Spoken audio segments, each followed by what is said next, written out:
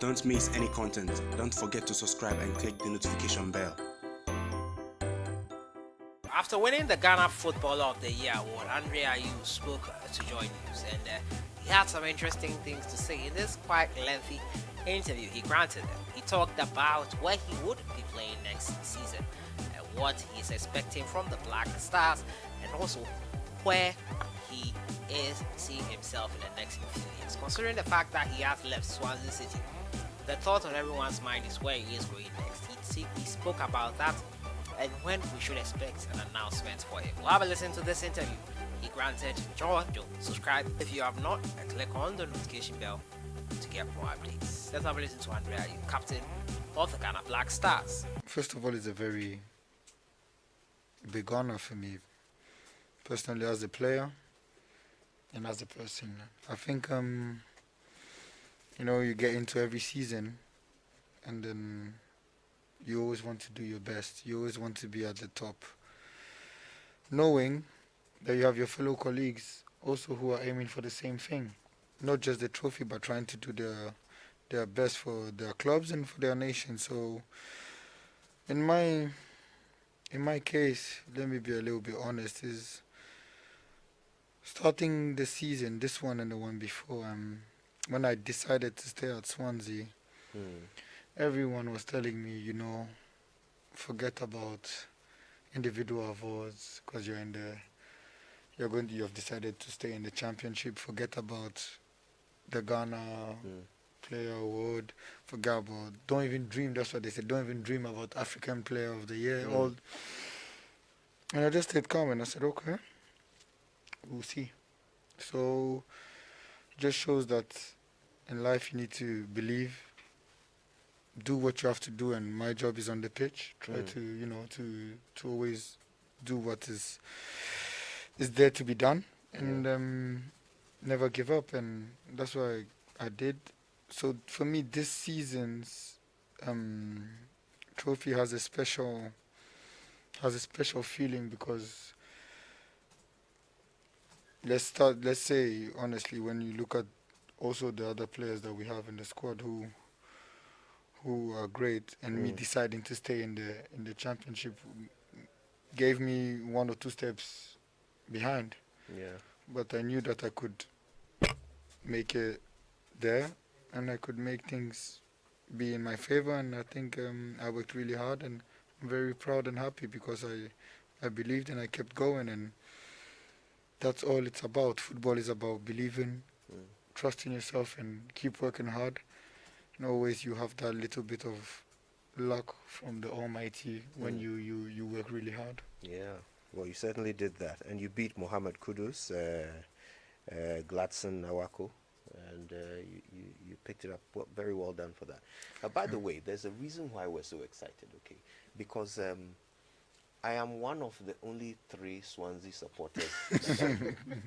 Yeah, in fact, there were 3. One died, so now there are 2. and we're both here at Multimedia. I've been a Swansea supporter since I was a kid. I lived there for a while. Okay. So, yeah. Okay. So I love the team, and I was excited when a Ghanaian, no mean Ghanaian than you joined the squad. So that's the reason why we're all so excited. Nice. I'm actually very sad that you're leaving, even though I think I have to agree with everyone who says it's time we saw you, back in the Premiership. But Charlie, Swansea will miss you.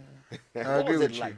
What was it like being at Swansea? Oh, honestly, I think it's one of the best decisions I took in my career. It's a place where I really felt at home. Yeah. Felt that the people there were always there for me, on the pitch and off the pitch. The club, from the owners to the groundsman, I knew everyone. I was at home.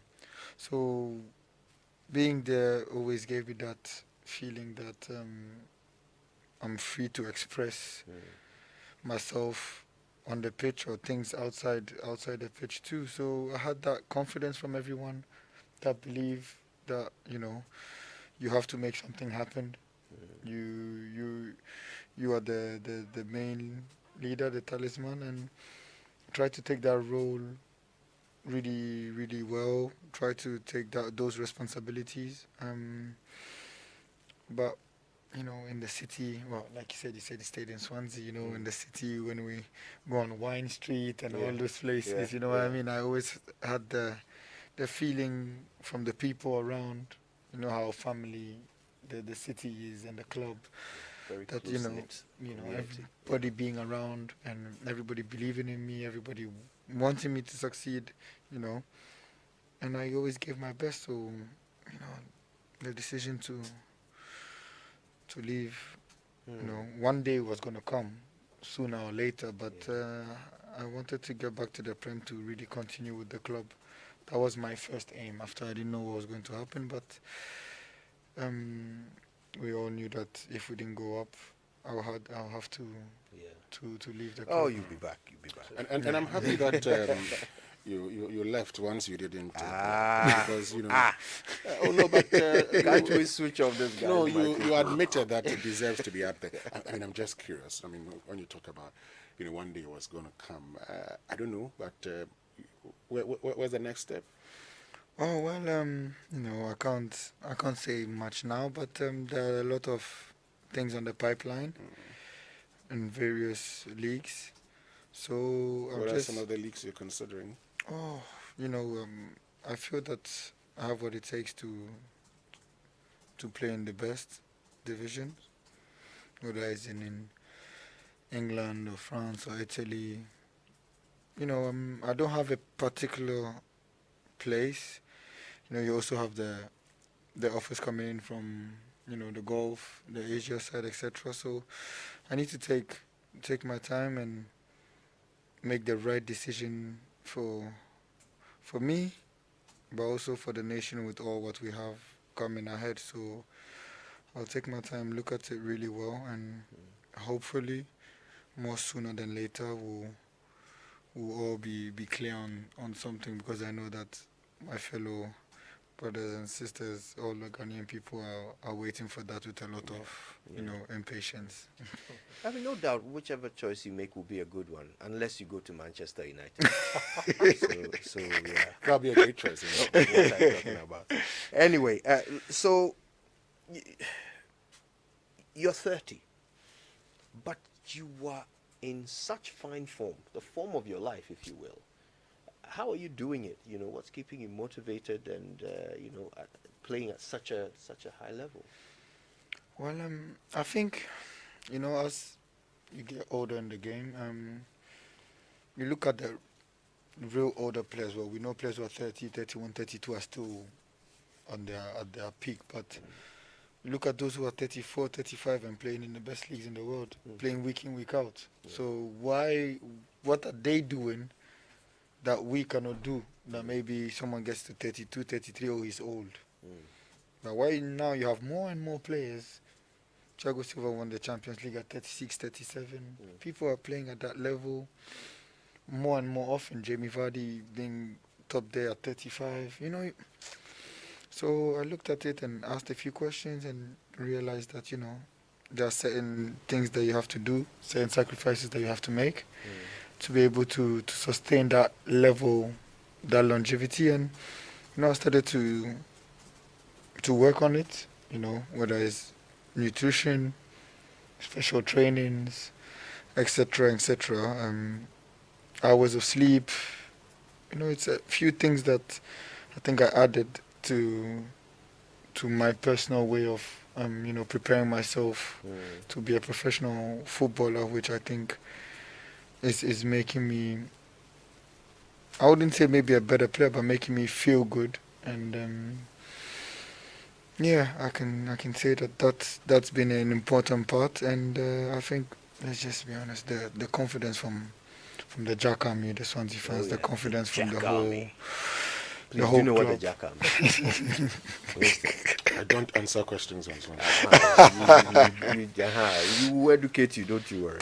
You were saying, sorry. Yeah, so the confidence from all these people, everything put together, I think just makes it work. And you get I think more experience in life, in football, and you realize what you're doing. This is good. This is not good. This is so. I think you put things in place to try and be better, and that's what I'm trying to do. I think I can even do more. So that's my aim now, is to do better than what I've achieved in the last 2 3 seasons. And talking about doing better than what you've achieved in the last 2 or 3 years, I'm just curious whether your father discusses what you do on the pitch with you, whether he gives you feedback when you're playing, for instance. Oh yes, we speak. We speak a lot about football, because if there's anybody I could speak to or take anything from about football, is the one and only maestro. So I think I get a lot of advices. You know, this is. I think you could have done it this way. I think you could have done that. You know, he watches the games, so he gives us feedbacks, and I try to implement what he brings on board. So, I mean, I remember he having to be at West Ham to watch your first game. You've talked about telling you have to do it this way, you have to do it that way. Just one thing that you did, he probably said, this thing you did, you could have done it which other way? You know, there are a lot of things. He's very critical. Okay. So if I'm going, I can't pick one. That's all. There will be a lot. There will be a lot of things. But does he discuss your Black Stars role? He was captain. You're captain too. Does he discuss that with you? The role, to be honest, not really. He's more into the performance because he's a football person, right? He's someone who loves the game, who loves good football, who loves, you know, determination, you know, aggressivity and all that kind of stuff. So I think, you know, to be honest, the role is not something I think he looks at a lot. He's more trying to see, you know, me perform every time I wear the Ghana jersey or my club jersey, and also the team perform because he likes to watch good football. So let's talk a bit more about the Black Stars. I mean, your popularity and support, you personally, is on the rise. You know, you're enjoying a lot of public, support. The Black Stars is not there yet. You know, it seems that divorce that happened between Ghana and its national team is yet to be patched up. How does that make you feel as the captain of the team, knowing that, you still have this job ahead of you of winning the support back from Ghanaians? Well, we all know the reasons of all this divorce, the way that we use towards that. But I believe deep inside me that every single Ghanaian loves the Black Stars. You know, you can love your wife and be angry. You love your son, but you're angry at him. And I think that's been the relationship between the Black Stars and the supporters and all Ghanaians. But the feeling I'm having is that they are waiting for us to give them something, to give them something to spark. And I feel it's starting to come. I feel that the belief is growing. I feel we have young, talented players and older ones who make the team get attractive again. There are a lot of positives. There are a lot of positives. I think the negatives now are becoming less and less on the pitch and off the pitch. We need to try and keep doing that.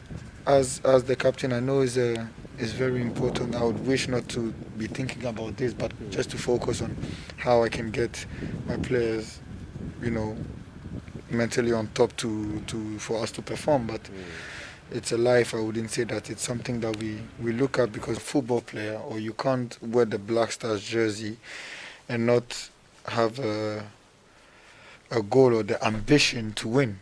Then you have nothing to do there.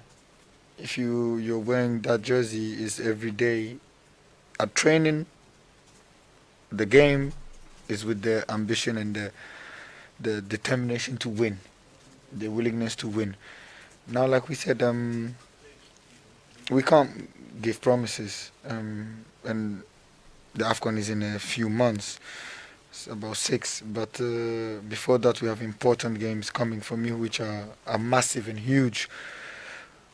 But we know that getting to the AFCON, when we look at the last one, penalties have cost us a lot of harm in the past years, and especially in the last one, because I believe that in the last one things were going really well. The group was gelling together, as a team, as we were in Egypt, and the penalty just moved away. And I believe that if we passed that penalty, it would have been a whole different outcome in the tournament. But it's the laws of the game, and we need to accept it.